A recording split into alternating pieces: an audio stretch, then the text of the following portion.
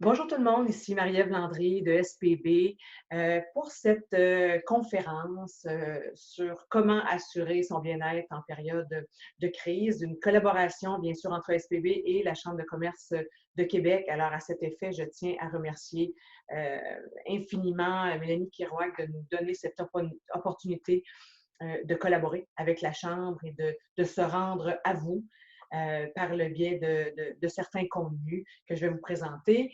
Euh, je, j'ai pris l'initiative de réenregistrer la capsule parce que je sais que plusieurs d'entre vous n'avaient pas pu être présents lorsque la conférence a été donnée en direct le 16 avril. Alors, c'est un enregistrement, comme vous comprenez, post-téléconférence en direct, alors que vous pourrez regarder au moment et à l'endroit qui est le mieux pour vous. Alors, la conférence live s'est faite sous forme d'entrevue où Mélanie me posait différentes questions issues de vos préoccupations, donc sous forme d'entrevue auxquelles je réponds au fur et à mesure que la conférence avançait. Donc, je vais reprendre cette structure-là pour que vous ayez un contenu très, très, très collé sur ce qui a été fait en direct. Certains participants ont posé des questions que je vais également reprendre et auxquelles je vais également répondre. Alors, on est très, très collé sur le live pour que vous ayez le même contenu. Alors, je me présente, c'est ça, moi je suis issue de la psychologie clinique, donc pendant plusieurs années, j'ai fait de la psychothérapie avec un ensemble de clientèle, mais beaucoup avec des gens qui avaient des problématiques en lien avec leur réalité au travail, donc dépression, épuisement, remise en question, conflit, bon, etc. Euh, et cette expérience-là m'a amené à développer de l'expertise également en psychologie organisationnelle, ce que je fais actuellement chez SPV. Donc, c'est avec ce bagage, là, sous ces deux volets-là, que je suis ici avec vous aujourd'hui. J'ai envie de débuter la présentation en vous faisant, en donnant un exemple, une analogie, puis je vais vous inviter à vous figurer, à être dans cette aventure-là. Et imaginez que vous êtes dans un rafting, et bon, peut-être dans le contexte, on va l'imaginer avec nos collègues. Donc, dans un rafting, on est avec nos collègues, il y a un guide de rafting, peut-être que c'est vous, hein, le guide dans le rafting. Et là, tout le monde part à l'aventure. On est prêt quand même à faire face à des rapides, des remous sur la rivière, peut-être voir certains obstacles. On est prêt à vivre une aventure. On sait que ce ne sera pas toujours facile, mais on est dans le bateau plein d'énergie, plein d'espoir. Et là, on commence à descendre la rivière. Et là, ce qu'on se rend compte, tranquillement pas vite, c'est que la rivière est de plus en plus mouvementée. Les vagues sont de plus en plus grosses, les remous s'intensifient, les roches sont de plus en plus grosses. On était préparé à faire face à des rapides de niveau 5, okay? Des rapides quand même assez costauds. On était prêt, on avait un plan, on avait des actions qu'on sait qu'on allait poser dans un contexte comme celui-là, mais jamais on n'était prêt pour le rapide de N6 qui se pointe devant nous. Et là, tout d'un coup, on percute un gros rocher au milieu de la rivière et tout bascule. On n'était pas prêt parce que les rapides de N6 en rafting, c'est des rapides très rares et qu'on dit infranchissables, que seuls des experts qui ne s'entraînent presque pour faire ce type de rapide-là arrivent à passer. Et là, nous, on est tout le monde dans ce rafting-là. Donc, qu'est-ce qui arrive? Tout bascule.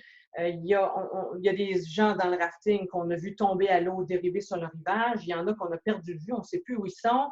D'autres sont tombés à l'eau, mais s'accrochent au rafting. Quelques rares chanceux ont réussi à rester dans le rafting. Et il y a une chose qui est sûre, c'est que tout le monde dans le rafting est mouillé, tout le monde grelotte et tout le monde vient de prendre une tasse. Okay? On vient tous d'avaler une grosse gorgée. Et que ce soit vous dans votre rafting, que ce soit moi dans le mien ou bon, des proches à vous, on est un peu tous dans ce même bateau-là. Okay? Personne n'était prêt à faire face à une situation comme celle qu'on vit à l'heure actuelle avec la COVID. Euh, alors, je suis ici à vous présenter ce contenu-là avec beaucoup d'humilité. J'ai un bagage, je vais vous partager des trucs, mais je suis à la même place que vous. Okay? Moi aussi, j'ai pris une débarque dans le rafting. Moi aussi, j'ai bu une gorgée. Et moi non plus, je ne trouve pas ça facile à tous les jours. Donc, c'est avec toute cette unité et tout mon cœur que je suis ici à vous partager ce contenu. Je vais vous partager des trucs. Certains vont faire beaucoup de sens pour vous. Vous allez dire, ah, oui, ça, je pense que je peux l'appliquer. Et d'autres vont peut-être faire moins de sens aussi. On a tous une réalité différente et c'est normal, on est tous différents. Alors, je vais tenter de vous donner des trucs les plus facilement applicables, mais je le fais avec encore une fois, cette humilité de ne peut-être pas avoir une réponse ou de peut-être pas avoir la bonne réponse. Parce que, comme je le disais, c'est nouveau pour tout le monde, c'est nouveau pour moi aussi, tout ce qu'on vit. Alors, voilà. Donc, la première question que Mélanie m'a posée, c'est comment on peut continuer à donner un sens à son travail, nous, comme personne, nous, comme gestionnaire, dans un contexte comme celui-là. Là, j'ai envie de définir qu'est-ce que c'est d'abord et avant tout le sens. Le sens, c'est le pourquoi on fait ce qu'on fait. Okay? Pourquoi on fait les choses.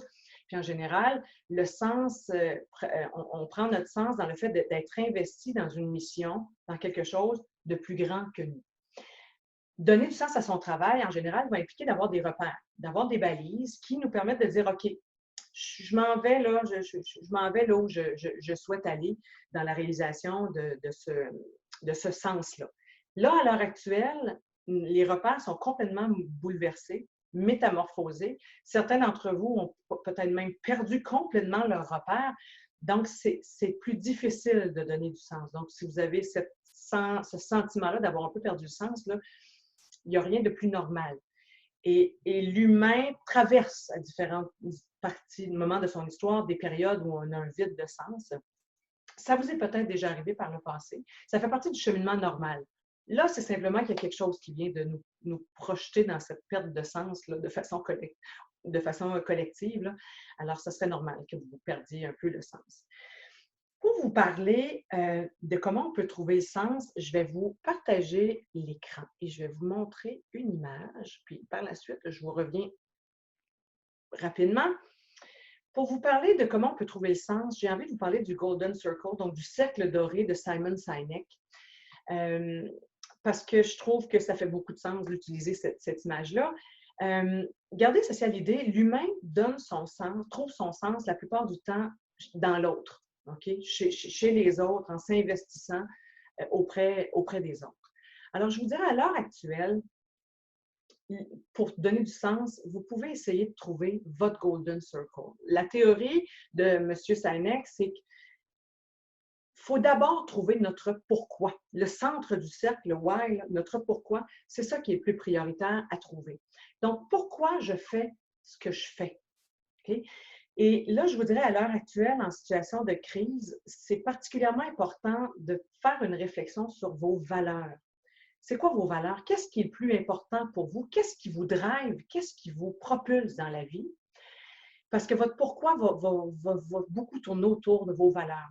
Là, si je prends l'analogie du rafting, si votre valeur première, c'est l'altruisme, votre réaction, votre façon d'être et de vivre l'aventure ou la mésaventure ne sera pas la même que si votre valeur première, c'est la compétence, par exemple. Votre vécu va être différent. Donc, c'est pour ça que votre sens, c'est quelque chose de très personnel et, comme je vous dis, doit d'abord partir de votre pourquoi. Et ça, c'est vos valeurs. De ce pourquoi-là va déterminer votre comment, le how. Donc, comment je fais pour faire vivre ce pourquoi-là? C'est quoi mes moyens? Et là, je vous dirais, à l'heure actuelle, rapportez-vous à vos talents. OK? Votre contribution, elle est unique. Et à l'heure actuelle, c'est par nos talents qu'on a... nos talents, c'est ce qu'on a de mieux à offrir. C'est notre plus grande contribution. Je vous dirais, à l'heure actuelle, là, pour rester en équilibre puis maintenir un état de bien-être, je ne vous recommanderais pas d'investir beaucoup d'efforts à travailler des faiblesses, des zones de vigilance. Investissez vos talents. C'est eux, c'est votre moyen de faire vivre votre pourquoi. Okay? Et à la lumière, et justement, ce talent-là va déterminer votre rôle dans le rafting. Okay? Comme je disais, les valeurs déterminent le comment, qui est au niveau des talents. Et ça va déterminer votre rôle et ça va déterminer les actions que vous pouvez poser. Donc, votre what, votre quoi. Qu'est-ce que vous faites? Des actions concrètes. Si votre valeur première, c'est d'innover, c'est l'innovation, vous reconnaissez avoir un talent de créativité, bien, propulsez-le par des actions qui vont vous permettre de nourrir, de donner du sens à votre travail, de nourrir l'équipe de par vos bonnes idées. Peut-être vous pourriez inventer une façon nouvelle de communiquer par le web, qui sait. Mais c'est comme ça, en investissant votre Golden Circle, votre cercle doré en français, que vous allez arriver à donner du sens à votre travail. Alors, j'arrête le partage de l'écran et je reviens. Alors, voilà. Et même si vous n'étiez pas à l'emploi à l'heure actuelle, peut-être certains d'entre vous, vous êtes en mise à pied temporaire, vous avez peut-être perdu votre emploi, vous pouvez quand même continuer à contribuer de par votre pourquoi, votre comment et votre quoi à quelque chose de plus grand que vous. Si c'est, vous pourrez peut-être offrir du soutien à vos collègues de façon indirecte, ne serait-ce que de les contacter puis d'avoir une jasette. Ça peut être auprès de nos proches qu'on peut investir ce talent-là, cette contribution unique. Elle nous fait grandir en temps normal, OK? Ce Golden Circle-là, ce pourquoi, ce comment et ce quoi, quand on l'investit, nous fait grandir. Mais là, c'est encore plus important de plonger puis d'avoir une compréhension claire de ce qui est important pour vous. Alors ça, c'était la première question, le premier thème ici qu'on avait abordé ensemble. La deuxième question que Mélanie m'avait posée, c'est à savoir comment on peut survivre psychologiquement au télétravail. Et c'est quoi les ingrédients essentiels pour survivre au télétravail? La première chose que je vous dirais, le premier conseil que je vous donnerais, n'essayez pas de faire un copier-coller de votre réalité au travail à la maison, OK, en confinement. C'est impossible. OK? Que vous ayez ou non des enfants, que vous ayez ou non un conjoint, des colocs, que vous soyez seul, ce n'est pas possible dans le contexte de faire un copier-coller puis d'essayer de dire on va faire notre 8 à 4 ou notre 8 à 5 en prenant seulement une pause sur l'heure du midi, puis on va être devant notre ordi, confiné. Je vous dirais, c'est pas simple, ça serait pas simple, puis c'est quasiment impossible d'y arriver, là. Alors ça, c'est la première chose. Je vous dirais, essayez plutôt de vous dire, bon, ça serait quoi le meilleur contexte pour moi en ce moment? On va regarder des stratégies ensemble, là, mais je pense qu'il faut rester réaliste. OK? Il faut vraiment rester réaliste par rapport à ce qui est possible de faire. J'ai parlé d'humilité au début, quand je me suis présentée, j'ai dit je le fais avec beaucoup d'humilité. Puis je vous dirais que c'est pas mal mon message là, de base, là, de tout ce que je suis en train de vous dire. Il faut faire preuve de bienveillance envers soi-même d'abord. Actuellement, la perfection, elle n'existe pas, elle n'a jamais existé et c'est absolument pas le moment actuellement de chercher à faire les choses de façon parfaite.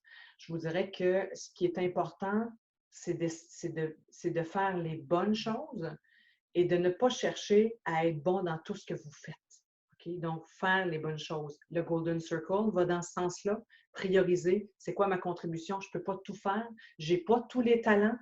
Mes collègues me complètent avec d'autres talents qui sont complémentaires aux miens, tout ça. Alors, gardez ceci à l'idée. Je vous invite vraiment à faire preuve de bienveillance envers vous-même et envers les autres. Et selon moi, c'est un des ingrédients essentiels pour passer à travers de façon saine et équilibrée. Alors, si on revient au télétravail, gardez ceci aussi en tête. Essayez peut-être d'établir le contexte le plus favorable, mais il ne sera pas parfait. Et c'est correct comme ça. OK? Alors, au niveau des ingrédients, je vais vous parler de 5 principaux ingrédients. Je vais faire le parallèle beaucoup, vous, comme gestionnaire avec votre équipe, mais également, je vais vous parler de comment on peut transférer ça aussi dans notre vie personnelle. Parce que là, plusieurs d'entre vous, vous êtes à la maison télétravail avec des enfants. Peut-être que vous avez un conjoint, une conjointe qui vous relayez pour vous s'occuper des enfants, et peut-être pas. Alors, on va essayer de voir comment on peut intégrer tout ça. Alors, la première des choses, c'est au niveau de la communication. Puis en fait, ce que je vais vous dire par rapport à les 5 ingrédients, c'est ceci. C'est des bonnes pratiques que je vais vous partager. Vous n'apprendrez peut-être rien de nouveau, il n'y a rien qui va vous jeter en bas de votre chaise. C'est des bonnes pratiques que je vais vous parler, qui sont importantes, même quand ce n'est pas une crise comme laquelle on vit en ce moment. Mais là, ça devient important de comme je le disais, de poser les bons gestes, OK? De bien prioriser, de poser les bons gestes. Fait que ces 5 axes-là deviennent particulièrement importants à mettre en pratique à l'heure actuelle. Un des éléments que je n'ai pas encore nommé avec vous, c'est le fait que souvent les gens, bon, tu sais, l'adage loin des yeux, loin du cœur, et ça, c'est une préoccupation de beaucoup de se dire, ben là, quel impact ça va avoir le fait de ne plus être ensemble. Sachez ceci, c'est que la distance physique n'a pas d'impact sur la distance psychologique, sur l'efficacité de la communication, sur la performance du leader, puis sur la performance des employés. La distance physique n'a pas d'impact sur aucun de ces éléments-là. L'élément clé, c'est le style de leadership du gestionnaire, donc du leader de l'équipe. C'est ça qui va avoir le plus d'impact sur l'expérience de travailler comme ça à distance. Et ça, c'est des études qui le démontrent, qui vont dans ce sens-là. Donc, si ça peut vous rassurer, c'est possible d'être performant et de très bien fonctionner, même en étant en télétravail. Donc, le premier ingrédient, c'est la communication. Donc, assurer une communication saine et régulière. Ce que je vous recommanderais avec vos équipes, c'est d'avoir, si ce n'est pas tous les jours, aux 2 jours, d'avoir des petites réunions d'équipe régulières, mais des réunions qui vont être efficaces, où on va aller, pas des réunions qui vont durer 1h30 à tous les jours, là on perdra en efficacité et ce ne serait pas porteur non plus. Donc, mais des petites réunions où on prend le temps de se voir, on prend le temps d'être ensemble, de regarder comment ça va, c'est quoi les priorités de la journée. Alors ça, ces moments-là deviennent très, très importants. Et aussi d'avoir des rencontres en individuel avec chacun des membres de votre équipe. Ça aussi, comme je vous le dis, c'est des bonnes pratiques qu'on encourage toujours les gestionnaires des organisations à faire en temps normal. Ça devient particulièrement important de le faire en ce moment. Et je vous dirais qu'une des questions qui a été posée quand on était en direct, c'est comment on fait pour déterminer si, de tenter le pouls de notre équipe, à savoir si les gens vont vraiment bien, comment on peut arriver à faire ça? Mais je vous dirais qu'un des éléments pour détecter, la communication passe beaucoup dans le langage non verbal, donc assurez-vous d'avoir justement une webcam comme on le fait en ce moment, pour avoir justement la possibilité de voir le non verbal de vos gens. Ça, c'est une des choses. Deuxièmement, une des bonnes pratiques quand on anime des réunions, c'est de faire ce qu'on appelle un check-in, comme quand on arrive à l'hôtel, on check-in. Donc, on peut le faire dans les rencontres aussi. Et ça consiste à quoi? C'est de faire un tour de table et demander aux gens, comment ça va aujourd'hui? Tu arrives comment à la rencontre? Ça peut être tout simplement la question. On fait le tour, chacun parle 1 minute, dit « Ah, moi, ça va bien de ce temps-là » ou « Non, ça va moins bien ». Mais chacun a l'occasion de s'exprimer. On fait ce tour de table-là. On va le faire en formation parfois aussi, quand on donne de la formation, faire un check-in. Et là, on peut utiliser des codes. J'ai déjà utilisé des codes de couleur SICO. Alors, comment tu arrives aujourd'hui? Ah, aujourd'hui, je suis plutôt mangue dorée ou non, je suis ciel bleu. Ça peut être une façon de faciliter la communication en utilisant des couleurs. Vous allez voir tantôt, je vais vous parler de météo. Quand on va parler d'un autre terme, je vais vous parler de la météo. Alors, ça peut être ça aussi, de dire, ben, c'est quoi ta météo aujourd'hui? Tu arrives comment? Alors ça, déjà à faire ce tour de table-là, va vous permettre d'avoir un peu le mood, l'état d'esprit des gens. Plus vous allez le faire, plus ça va devenir naturel de le faire et les gens vont s'attendre à le faire et vont peut-être même commencer à le faire naturellement. Avant même que vous ayez besoin de poser la question, tout le monde va faire son tour de table. Donc ça peut être une façon de le faire. Autrement, si vous sentez qu'un de vos joueurs, là, des membres de votre équipe, file moins bien, là, semble se sentir moins bien, bien, une bonne chose, ça peut être en individuel. Et de le nommer directement, de le nommer et dire, écoute, j'ai l'impression que tu ne files pas. On va voir le deuxième point, c'est de faire preuve d'humanité. Donc, de le nommer, de le dire. Ça ne veut pas dire que vous allez devoir jouer au psychologue pour autant, ça ne veut pas dire que vous avez à porter ce que l'autre va vous partager, mais juste d'ouvrir la porte et d'accueillir ce que l'employé va vous dire, ça va vous donner beaucoup d'informations sur comment il va. Puis si l'employé ne saisit pas l'opportunité pour ouvrir sur ce qu'il vit, bien, au moins il va savoir que vous êtes là, puis que vous êtes à son écoute. Okay? Donc, c'est la réponse que j'ai donnée à cette question qui était tout à fait pertinente. Maintenant, au niveau de la communication avec vos proches, je vous ai dit, faites des réunions régulières avec les membres de votre équipe pour faire le point, faire le topo, où on en est rendu, etc. Je vous dirais, faites la même chose avec les membres de votre famille. Faites des topos, faites des points. On est rendu où? Comment ça va? Comment on se gère entre nous? Est-ce que ça avance dans la bonne direction? La communication va devenir très, très, très importante. Et à cet effet-là, je vous dirais, assurez-vous en télétravail de ne pas vous isoler là, de 8 à 5 là, dans votre bureau, sortir juste pour l'heure du dîner. Prenez des pauses, puis ayez des moments de disponibilité pour vos proches. Comme gestionnaire, vous le faites probablement pour vos employés, des moments de disponibilité, bien, faites la même chose avec vos proches. Ayez des moments de disponibilité. Comme ça va un peu plus délimiter dans le temps les moments où vos enfants peuvent venir cogner à la porte, vous poser une question, ou bon, vos enfants vont avoir la certitude qu'ils vont avoir un moment de qualité avec vous. Donc ça peut être une façon de le faire aussi. Le deuxième point, je vous dirais, c'est faire preuve d'humanité. OK? Faire preuve de bienveillance, je l'ai nommé envers vous, mais envers les autres. Les employés, pour être mobilisés et engagés dans leur travail, ont besoin de sentir que l'organisation tient à eux et a à cœur leur bien-être. L'organisation ne peut pas tout porter ce qui est nécessaire pour assurer le bien-être de tous ses employés, là. Mais en termes de développer un sentiment de confiance envers l'organisation, un sentiment de sécurité personnelle, d'avoir un leader qui fait preuve d'humanité et de bienveillance, c'est un élément essentiel. Et par rapport à ça, moi, je vous dirais, faites preuve d'authenticité. OK? Les leaders authentiques sont des leaders qui ont. Bien, les leaders, et pas juste les leaders, les humains authentiques ont beaucoup d'impact, ont beaucoup d'influence et créent des liens significatifs avec les autres. Ça veut dire quoi de l'authenticité? Souvent, ce qui va nous venir à l'esprit, c'est le fait d'être transparent, d'être sincère. Et là, souvent, on voit le côté rayonnant de tout ça. Donc, la capacité à dire je t'aime, j'ai apprécié le moment qu'on a passé ensemble, hey, tu as fait du beau travail, bravo. Mais c'est pas juste ça. Ça, c'est la moitié de l'authenticité. L'authenticité, ça implique d'être capable de reconnaître nos peurs, de reconnaître nos limites, de reconnaître qu'on ne le sait pas, qu'on a besoin d'aide. Être authentique, ça implique aussi être capable de nommer et d'assumer nos vulnérabilités. Et ça prend les deux pour être authentique. Les autres le sentent. Quand on est réellement authentique, ça se sent. Alors, je vous dirais, dans un contexte de crise, sachez faire preuve d'authenticité puis de bienveillance. Vous allez avoir un impact positif important chez les membres de votre équipe. Et si vous n'êtes pas gestionnaire, c'est tout aussi pertinent ce conseil-là. Vous allez resserrer les liens avec vos collègues et vous allez insuffler ce sentiment de confiance et de sécurité chez les autres. C'est vraiment non négligeable l'impact que ça peut avoir sur les autres. Maintenant, donc, faire preuve d'authenticité, de bienveillance, bien sûr, le côté humain, faire preuve d'écoute, de flexibilité.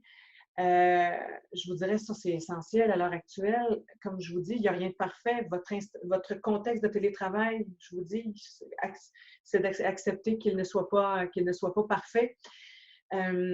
Donc, il faut accepter aussi, il faut faire preuve d'ouverture au fait que les autres vont avoir des imperfections dans leur façon de faire, vont avoir des moments plus difficiles, donc de faire preuve de cette ouverture-là, puis de cette écoute-là également.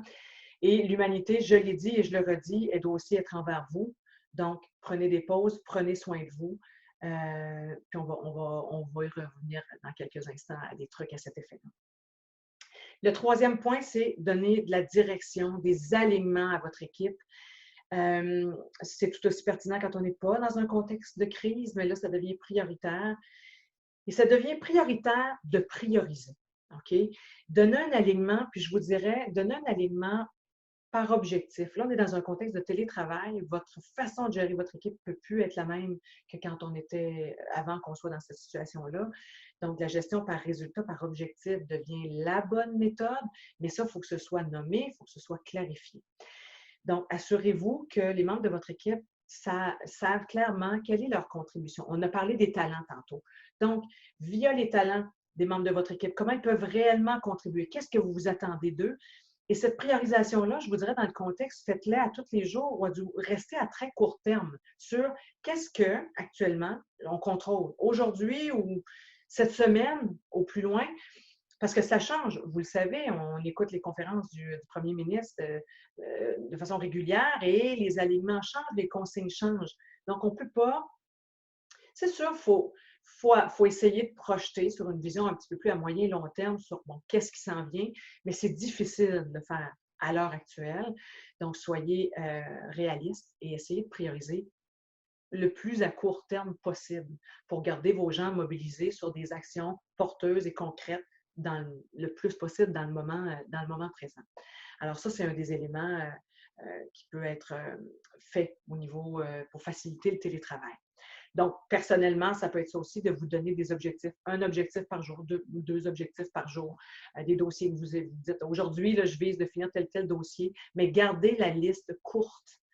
Ne vous faites pas une to-do list interminable parce que dans le contexte, ça va être difficile de la compléter. Fait que restez réaliste aussi par rapport à vous-même. Donc, cette direction-là, si on fait le parallèle au niveau de la vie personnelle en télétravail, ça peut être aussi de se donner des objectifs de famille, au niveau de vos enfants, de dire aujourd'hui, ça serait quoi notre objectif familial? Les enfants, je pourrais vous donner telle mission à réaliser aujourd'hui. Donc, ça s'applique aussi au niveau personnel. La direction implique un cadre, en ce sens que, au niveau du télétravail, d'avoir un lieu, si possible, dédié à votre travail, c'est l'idéal. Je sais que ce n'est pas possible pour tout le monde. Vous êtes peut-être dans des petits appartements et tout ça, mais dans la mesure du possible, essayez d'avoir un lieu dédié, réservé pour assurer un minimum de tranquillité. Donc ça fait partie du cadre et que ce soit bien clarifié aussi avec les membres de la famille. De telle heure à telle heure, papa, maman travaille sur tel dossier, j'ai besoin de me concentrer, puis j'aimerais que cette consigne-là soit respectée. Mais après, bien, on fera ça ensemble. On se donne un objectif, on se donne un cadre. Après ça, il va y avoir telle activité. Les enfants apprécient avoir dans la limite de leur âge, bien sûr, là, mais un mini plan de match de qu'est-ce qui s'en vient dans la journée. C'est quand je vais voir papa ou maman, c'est quand il ne faut pas que je dérange. Plus ça va avoir été établi de façon claire, mais souple. Hein, on essaie de ne pas de s'imposer de cadre rigide, là, mais plus il y a un minimum de clarté, bien, mieux ça va être pour tout le monde. Le quatrième aspect, c'est l'autonomie. OK? Pour un bon télétravail, il faut favoriser, bien sûr, l'autonomie. Là, tout d'un coup, on est tombé à être très autonome, tout le monde, mais ça implique de faire confiance. OK? Ça implique de faire confiance à nos gens. C'est pour ça que la gestion par objectif ou par résultat devient la bonne approche à adopter. Là, en ce moment, comme gestionnaire, relativement à la méthode ou aux moyens, la situation implique un certain lâcher-prise. Puis en même temps, je vous dirais qu'en termes de mobilisation, là, sur les facteurs de mobilisation,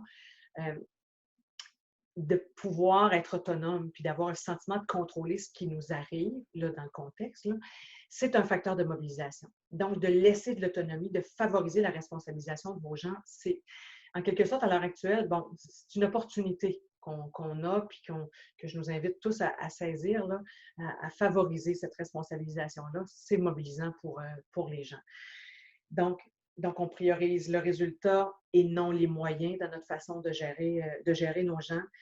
Au niveau de l'autonomie, puis quand je disais faire confiance, là, je sais qu'en ce moment, peut-être vous dites, ben j'ai pas le choix, il faut que je fasse confiance dans le contexte, mais sachez ceci, ça s'appelle l'autoréalisation de la prophétie. C'est un concept étudié scientifiquement en psychologie. C'est solide scientifiquement, même si le nom est un peu particulier.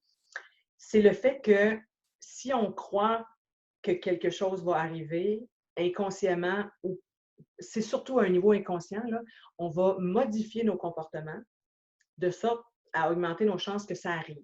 Ça veut dire que si vous avez confiance en vos gens, vraiment, que vous avez confiance qu'ils vont être responsables, qu'ils vont être autonomes, qu'ils vont livrer la marchandise, dans la mesure du possible à l'heure actuelle, bien, inconsciemment, vos comportements vont être modulés de la sorte et vos gens vont effectivement être dignes de confiance. OK? Et je vous dis, ça a été prouvé scientifiquement dans différents contextes, dans des contextes scolaires, dans des contextes sportifs, ça a été mesuré. Mais sachez que l'inverse est aussi vrai. Si je n'ai pas confiance en quelqu'un, bien, inconsciemment, mes comportements vont se moduler de sorte à envoyer un message à l'autre qu'il n'est pas digne de confiance. Et ça, bien, ça a un impact négatif sur les comportements de l'autre et sur la dynamique relationnelle aussi. Donc, il y a une opportunité là, de rendre nos gens autonomes, de partager le leadership aussi. Comme je vous dis, j'ai parlé beaucoup de bienveillance envers les autres, envers vous-même. Là, à l'heure actuelle, c'est impossible de tout faire. De tout faire. Puis là, on parle de télétravail. C'est impossible, humainement parlant, d'arriver à travailler puis à donner votre 100%, à vous entraîner à 100%, vous occuper de vos enfants à 100% et à faire tout ça à la perfection, là, à l'heure actuelle, c'est impossible. Donc, c'est une opportunité de partager le leadership, d'investir les talents de vos gens pour que chacun contribue au maximum. On l'enseigne, on le partage, cette connaissance-là, dans un contexte normal. Comme je le répète, c'est particulièrement important en ce moment de le faire. Alors, voilà pour cette dimension-là au niveau de l'autonomie. Puis, si je fais le parallèle, bien sûr, avec votre vie personnelle, il y a une opportunité là aussi de développer l'autonomie. Bien sûr, ça dépend de l'âge de votre enfant, là, mais il y a une opportunité à saisir pour propulser, accélérer le développement de l'autonomie de vos gens. Vos moments de concentration impliquent dans une certaine mesure que vos enfants soient un peu plus autonomes, surtout si vous n'avez pas la possibilité de partager la charge là, avec un autre parent. Bien, il y a une opportunité à le faire. Puis, je vais vous parler de moi. Je le vois déjà avec mon garçon.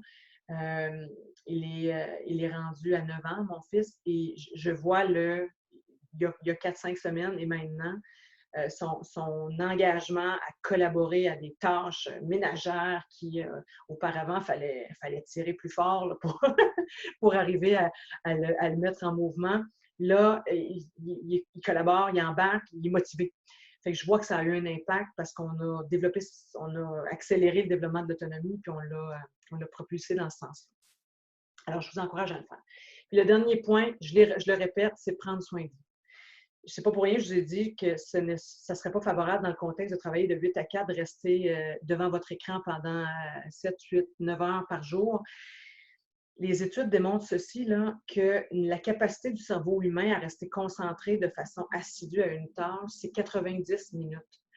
Au bout de 90 minutes, il y a une fatigue qui s'installe et votre cerveau a besoin d'une pause. Donc, l'heure ou le 2 heures de déplacement que vous n'avez pas à l'heure actuelle pour vous rendre à votre travail, utilisez ce temps-là, non pas pour travailler plus, mais pour prendre soin de vous, vous reposer, prendre des pauses, aller dehors, aller marcher, aller prendre l'air, bouger, mais prenez soin de vous, puis utilisez ce temps-là pour être bienveillant envers vous. Donc, voilà pour les principaux aspects que je voulais regarder avec vous relativement au télétravail. Une question qui m'avait été posée, c'est vrai, il ne faut pas j'oublie, une question qui m'avait été posée en direct, c'était à savoir comment on peut préparer le retour au travail. Moi, je pense que comme on sait, bon, certains, ça a été plus drastique, là, mais les directives qui nous ont été données ont été graduelles, puis doucement, on s'est installé, bon, pour faire du télétravail. Je pense qu'il va falloir avoir cette même approche pour le déconfinement, pour le retour au travail, parce que là, ce que la personne qui me posait la question demandait, c'est il y a des gens qui ont pris de l'autonomie, ils ont gagné en liberté, là, comment qu'on va négocier avec ça? C'est sûr qu'on ne peut pas s'attendre à faire un rewind, là, qu'on revienne au point où on était. Il y a un avant COVID, puis il y a un après COVID. Pour tout le monde, à tous les niveaux, notamment au niveau également du travail. Donc, je vous dirais, selon moi, il y a des bienfaits, là. Je pense qu'il va falloir faire un bilan. OK? Un bilan de, il y a eu des pertes, effectivement, on a perdu des acquis dans nos organisations, dans un ensemble d'éléments, mais il y a des gains. OK? Il y a des gains à retirer de cette situation-là. Alors, faire un bilan relativement à ça. Qu'est-ce qu'on retire? Comme je vous le dis, au niveau du télétravail, et ça, c'était une question que Mélanie me posait. Quel impact ça va avoir à long terme sur le télétravail? Bien, ma réponse, c'est ceci. Moi, je pense que le télétravail va dans une certaine mesure, rester parce que le télétravail augmente la productivité. OK? On est plus productif quand on est en télétravail pour un ensemble de raisons.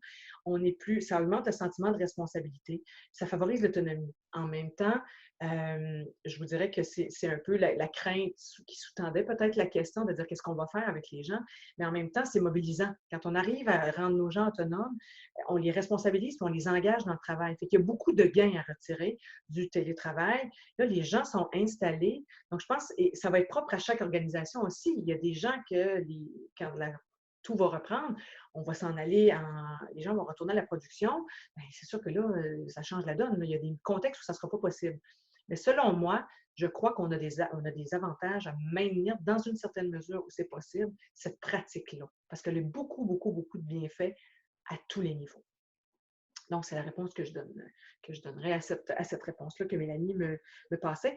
Et je vous dirais que quand j'ai l'occasion de faire des sondages de mobilisation, comme je vous dis, l'autonomie, c'est un des piliers là, de la mobilisation. Quand ça apparaît comme un enjeu dans les résultats du sondage, c'est toujours un thème sensible. Je perçois, il y a de la peur, il y a des craintes manifestées de la part des entreprises, des gestionnaires, de dire, mais là, si je donne plus de liberté à mes gens, qu'est-ce qui va arriver? Je vais perdre le contrôle? Est-ce qu'ils vont réellement travailler? Est-ce qu'ils vont être dignes de confiance? Et tout ça, ces craintes-là sont manifestées, je vous dirais, presque tout le temps. Alors, ce que je vous dirais par rapport à ça, c'est que là, j'ai l'impression que c'était peut-être le coup d'envoi nécessaire pour que cette pratique-là s'instaure dans les organisations et que les employeurs, les gestionnaires surpassent leurs craintes et finalement se rendent compte qu'en bout de ligne, les gens sont, en général, la très forte majorité des cas sont dignes de confiance et font ce qu'ils ont à faire, ils sont fiables, en fait. Alors, c'est ce que j'ai donné comme réponse et je vous partage également, encore une fois, cette réponse-là.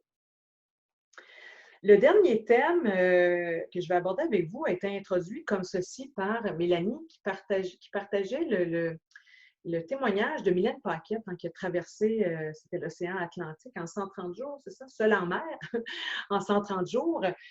Mylène Paquette disait, elle parlait un peu de l'attitude qu'elle avait dû avoir là, pendant son parcours.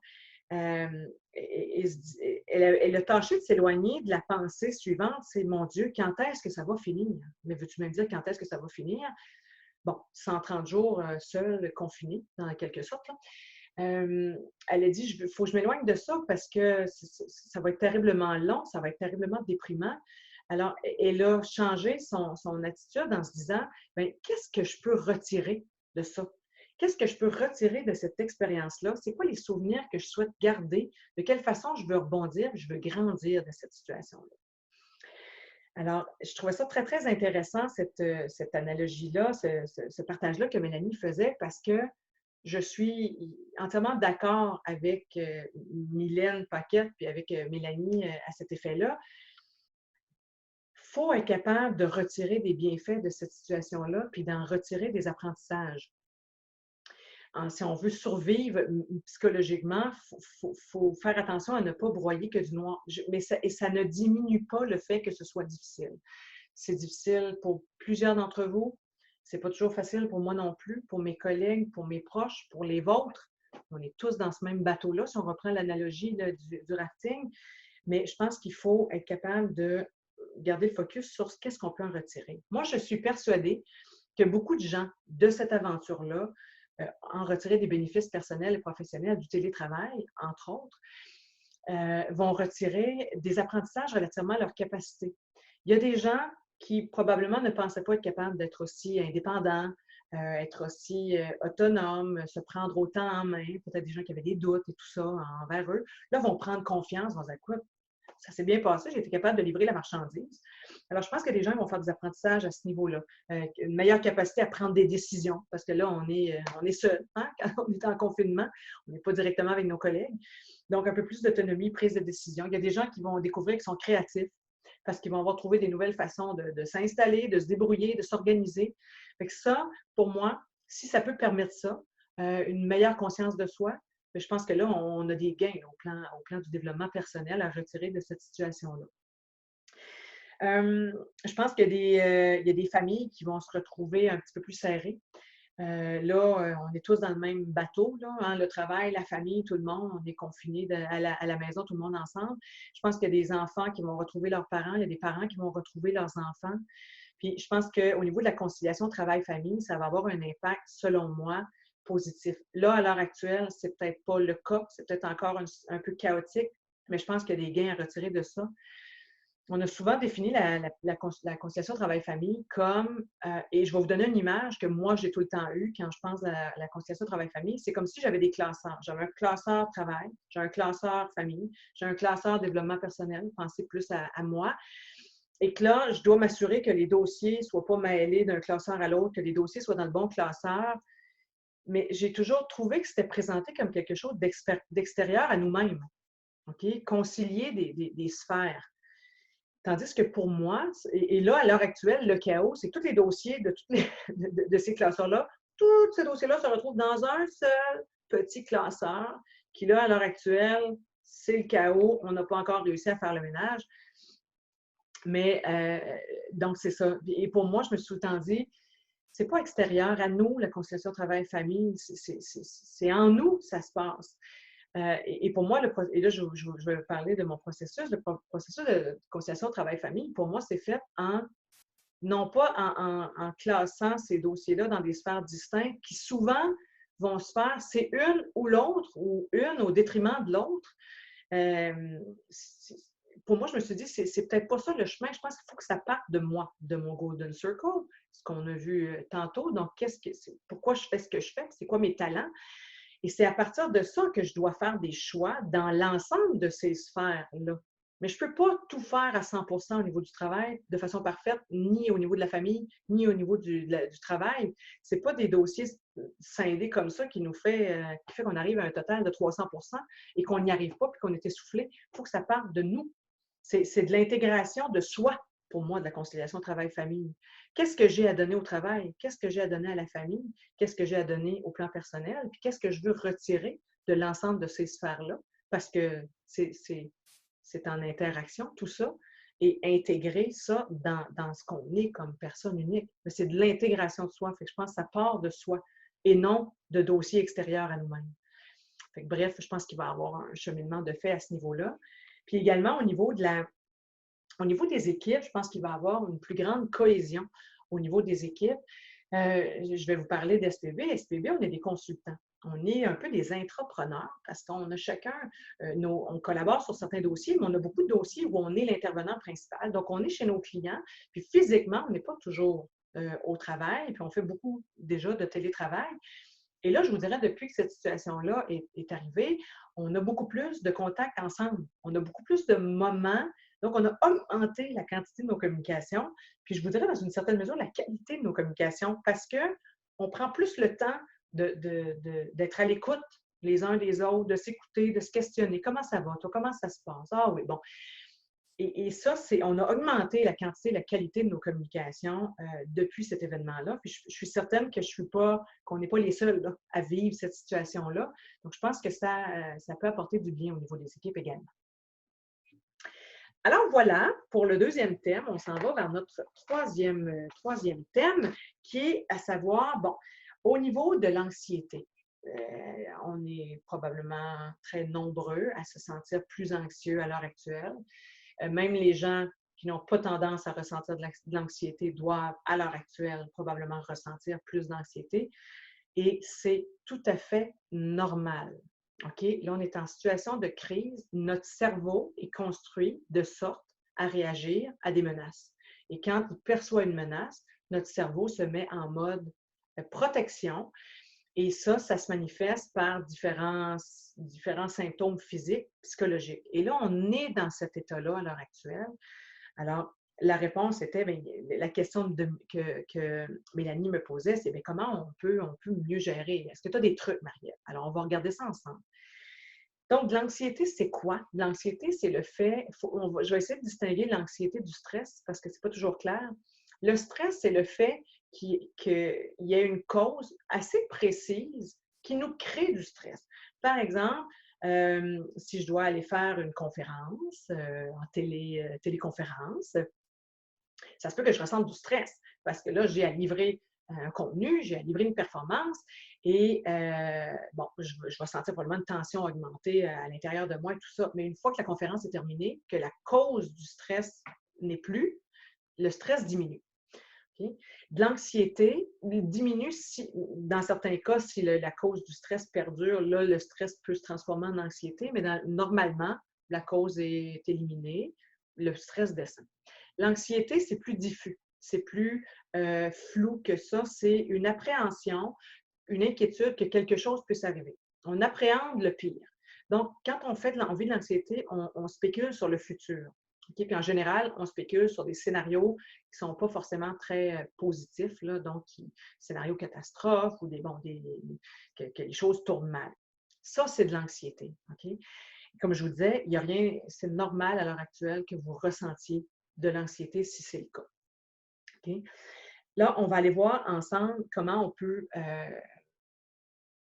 mieux composer avec le stress qu'on vit. Fait qu'on on va voir ensemble 3 volets. Le premier, on va parler de la conscience de soi, okay? Puis de la gestion de notre énergie. On va regarder aussi comment on peut garder le focus sur le moment présent, puis on va regarder de faire preuve de gérer les attentes envers nous-mêmes. Je l'ai nommé souvent, je vais conclure avec ça tellement c'est important. Alors, le premier point, c'est ça, comment on peut gérer la conscience de soi. Okay? Plus vous allez être conscient de vous, plus vous allez être à même de détecter qu'est-ce qui se passe là, à l'intérieur de vous. Je vous ai parlé de la météo tantôt, hein, au niveau du check-in, quand on anime une rencontre. Alors là, je vous dirais, je vais continuer avec ce parallèle-là et de voir, bien, c'est quoi votre météo intérieure? Tu sais, quand on sort le matin, on prend la route, on va vérifier, tu sais, est-ce que les conditions routières vont être comment? Est-ce qu'il va faire froid? Pour déterminer comment on va s'habiller. Bien, là, pourquoi on ne ferait pas, mais prendre notre météo intérieure? Okay? Ça peut être un exercice que vous pourriez faire à tous les jours, si vous le souhaitez, par le biais d'un journal. Tu sais, vous pourriez décider d'écrire à tous les jours. Le matin, en vous levant, c'est quoi ma météo intérieure ce matin? Parce que pour moi, il y a 3 volets à la météo, puis ça touche 3 aspects de nous. La première chose, c'est on va prendre la température. Dehors, il va-tu faire chaud, tout ça? Alors ça, on pourrait faire le parallèle avec notre corps. Essayez d'être conscient de vos tensions. OK? Donc, prenez le temps de vous dire, c'est quoi mes sensations corporelles à l'heure actuelle? Est-ce que je me sens tendue? Comment est ma respiration? Est-ce que j'ai des douleurs à un endroit particulier? Et d'attarder votre attention sur ce qui se passe dans votre corps.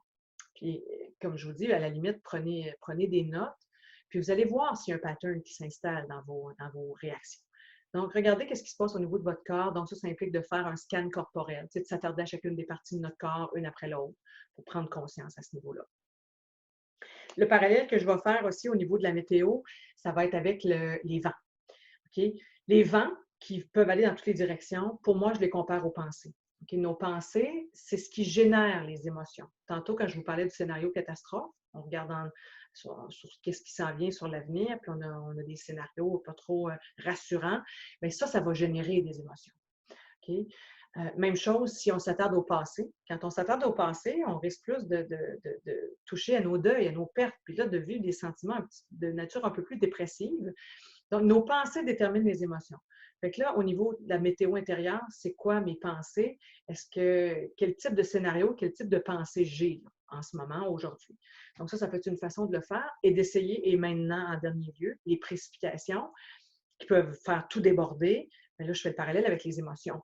Donc, c'est quoi les émotions? Comment je me sens? Et plus vous êtes en mesure de relier la pensée et l'émotion qui va avec, plus vous allez être à même de contrôler vos pensées. Okay? Contrôler vos pensées et d'être plus conscient de vous-même.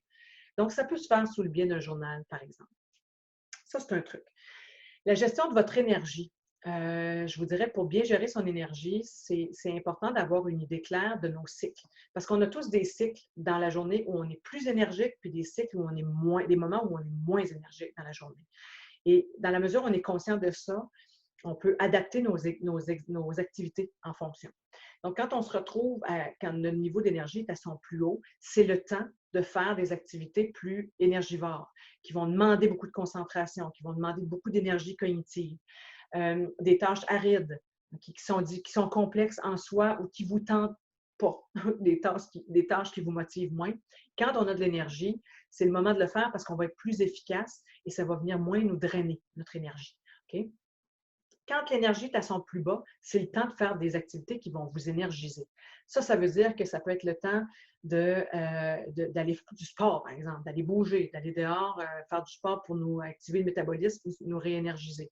Ça peut être le temps de faire des activités créatives. Surprenamment, quand le niveau d'énergie est à son plus bas, Les idées créatives sortent plus facilement parce que lui, le lobe frontal, qui juge nos idées puis qui critique souvent, ben là, lui, il est fatigué, il est moins actif, donc les idées créatives émergent plus facilement. Ça, c'est bon à savoir pour optimiser votre temps. Et tout ce qui pourrait vous détendre, vous relaxer, sont des activités qu'on va recommander quand le niveau d'énergie est à son plus bas. Là. Yoga, faire des séances d'étirement, bon, etc. Je vous recommande de le faire. Donc, ça, c'est le premier volet au niveau de la gestion de soi, au niveau de la gestion, de la conscience de soi, pardon. Le deuxième volet, c'est le fait de focusser sur le moment présent. Si on revient au guide de rafting, OK, imaginez que vous êtes ce guide de rafting-là, dans le rafting, et là, vous venez de prendre la débarque et tout ça, et là, vous voulez ramener tout le monde sur la rive sain et sauf. Vous allez prendre vos décisions au moment présent. OK? Parce que les vagues, les roches se présentent au moment présent. Vous ne serez pas à regretter la manœuvre d'il y a 5 minutes, puis à anticiper la manœuvre que vous allez faire dans 10 minutes. Vous ne savez pas ce qui s'en vient sur la rivière dans 10 minutes. La seule façon de prendre les bonnes décisions comme gestionnaire, c'est d'agir dans le moment présent. Moi, ce que je fais, puis je vous partage ce truc-là, en fait, l'ensemble des trucs que je vous partage aujourd'hui, c'est des trucs que j'applique moi-même. Donc, ce que je fais, c'est que je conjugue mes verbes au présent. OK? Quand je me vois me mettre à penser, ah mon Dieu Seigneur, hier, j'ai fait telle bêtise. Ah Seigneur, j'aurais pas dû faire ça. Je ne peux pas rien faire, là. Je ne peux pas refaire le passé, c'est passé. Je conjugue mon verbe au temps présent de dire qu'est-ce que j'ai appris, qu'est-ce que j'apprends de cette erreur-là et que je peux appliquer ici et maintenant pour augmenter mes chances, que ça ne se reproduise plus. Mais comment je l'applique ici et maintenant? Si je vois que j'ai tendance à m'inquiéter de quelque chose dans le futur, donc dans le futur, mon Dieu, tel dossier, Seigneur, tout d'un coup que ça ne passe pas, puis que ça se déroule mal et tout ça, je me ramène dans le moment présent en me disant, ici et maintenant, Marie-Ève, qu'est-ce que je peux faire? Fait que je planifie mes actions ici. Qu'est-ce que je peux faire là pour augmenter mes chances de vivre un succès dans ce dossier-là, demain ou la semaine prochaine? Mais je conjugue mes verbes au présent. Je me ramène au moment présent. Je vous ai fait l'analogie avec la météo, je vous ai fait l'analogie avec le rafting, fait que vous comprenez que je suis quelqu'un qui est proche de mes instincts, qui est proche de mes sens. Alors, je vous dirais, pour garder le focus sur le moment présent, attardez-vous à vos sens. Vos sens, ils interprètent puis captent de l'information en temps réel. Ils ne sont pas hier, puis ils ne sont pas demain, ils sont là, ici et maintenant. Donc, le scan corporel que je vous ai parlé tantôt, attirez votre attention sur votre respiration. C'est dans le temps présent que ça se fait. Okay? Puis probablement parce que je viens de dire d'attirer votre attention sur votre respiration, vous venez d'attarder votre attention sur votre respiration. C'est un des exercices, je vous dirais, les plus facilement accessibles et efficaces, et c'est prouvé, pour ralentir le flot des pensées. Si vous ralentissez votre respiration, donc en vous concentrant sur vos respirations, en prenant respirer avec amplitude, grande amplitude, ça va vous calmer, puis vous n'avez pas besoin de le faire 15 minutes, faites-le 5 minutes, puis vous allez avoir des résultats presque immédiatement. Okay? Donc ça, c'est un élément pour vous ramener dans le moment présent, ralentir le flot des pensées, puis calmer la tempête au niveau de la météo qui pourrait avoir lieu à l'intérieur de vous. Faites la même chose avec vos autres sens. Observez la nature, allez voir des beaux paysages, des couchers de soleil, mais dans le moment présent. Dégustez vos repas, votre café, comme si c'était la première fois que vous goûtiez un si bon café. Donc, le faire de façon consciente, ça va vous ramener dans le moment présent. Donc, ça, c'est un élément vraiment, vraiment important pour faire face à l'anxiété personnellement. Le dernier élément, c'est le fait de gérer les attentes envers vous-même. Là, je vais vous proposer un exercice. Je vais vous inviter à croiser vos mains comme ça. Alors, prenez le temps de le faire. Croisez vos mains. On ne fera pas de prière, mais on croise nos mains comme si on allait faire une prière. Et là, ce que je vais vous demander de faire, c'est de juste intervertir vos doigts comme ça. Et voilà. Et là, si j'étais avec vous, je vous poserais la question, comme je vous la pose, comment vous vous sentez maintenant que vous avez fait ce changement-là? Probablement que vous me répondriez, ben, c'est bizarre, c'est pas naturel, il y a quelque chose d'inconfortable. Okay? C'est normal, là, je vous ai demandé de prendre une position qui n'est pas naturelle pour vous. C'est que vos cellules sensorielles ont besoin d'un temps pour s'adapter à ce changement-là. Si vous gardez vos mains croisées de cette façon moins naturelle, dans quelques instants, vous ne ressentirez plus cet inconfort-là parce que vos cellules sensorielles vont s'être adaptées au changement. Alors, imaginez pour vous, comme humain, que vous faites face à une situation hyper déstabilisante, nouvelle, auquel on n'a jamais fait face personne. On a perdu nos points de repère. Fait qu'imaginez ce que ça nécessite pour vous, comme humain, pour vous adapter à cette situation-là. OK? Il faut gérer les attentes envers vous-même. Je l'ai dit d'emblée, l'idée, c'est pas de tout bien faire, c'est de faire les bonnes choses, de prioriser sur ce qui est le plus important. Fait que moi, je vous dirais, là, par rapport à toute cette situation-là, si j'ai une chose à vous dire, c'est, je vous dirais, faites de votre mieux, faites-le avec votre cœur, dans la mesure du possible, à l'heure actuelle, et ça va déjà être beaucoup. C'est correct. C'est correct de ne pas pouvoir tout faire, de ne pas pouvoir tout réussir à l'heure actuelle. Puis je pense que l'important, c'est d'arriver à accepter ça. En acceptant cette imperfection-là, ben, c'est la clé là, pour rester en équilibre, rester sain au niveau de notre santé physique, notre santé mentale. Puis je vous dis tout ça avec beaucoup d'humilité. Je suis tout autant touchée que vous par cette situation-là. Fait que quand je vous le dis, là, je vous le dis vraiment avec mon cœur et avec toutes mes tripes, parce que j'y crois. Cet élément-là, là, pour moi, s'il y a un message que je veux que vous reteniez, c'est celui-là. Alors, au niveau de la gestion des attentes, ça, c'est un élément qui est important. Comment on y arrive à gérer les attentes? Je vais récapituler ce que je vous ai dit. Assurez-vous d'être en cohérence avec vos valeurs. Assurez-vous d'investir vos talents, autant au plan professionnel que personnel, et sachez reconnaître vos limites. Il n'y a personne de parfait en ce moment, et particulièrement pas en ce moment. Fait que sachez reconnaître vos limites, puis demandez de l'aide. Et perdez pas de vue, ceci, c'est, je l'ai souvent nommé, c'est ensemble qu'on va y arriver. C'est par nos complémentarités, c'est en serrant les coudes, ça, je reprends l'analogie des mains, qu'on va y arriver ensemble, puis qu'on va réussir à rembarquer tout le monde dans le rafting, puis à se rendre en sécurité à la rive. Okay? Mais ça prend cette bienveillance, puis cette compréhension envers soi-même, puis envers les autres pour y arriver. Ça conclut l'ensemble de ce que je voulais vous présenter. Euh, dans la présentation live, Mélanie a partagé ceci. Il y a des éléments du contenu que vous avez vu là, dans la présentation qui font partie d'un parcours web, Scalable SPB, que Mélanie suit à l'heure actuelle, qui est justement destiné aux gestionnaires. Alors, si ça vous intéressait d'avoir de l'information, il y a une collaboration entre SPB et la Chambre de commerce relativement à ça. Je vais vous inviter à contacter Louise Clément, la directrice du Bureau de Québec. Son adresse courriel, c'est le Clément, LCLEMENT, à commercial-spb.ca. Elle pourra vous donner un code qui va vous permettre d'avoir accès à ce parcours-là, moyennant certains coûts, bien sûr, mais un tarif adapté là, à la situation. Fait que ça, Mélanie partageait ça. Elle suit le parcours, puis elle a reconnu des exemples que j'ai donnés là, dans la présentation qu'elle a vue dans le parcours. Alors, il y a ça. Et également, je le sais, je vous l'ai dit avec beaucoup d'humilité, je sais que je n'ai probablement pas répondu à toutes vos questions, que des questions restent en suspens.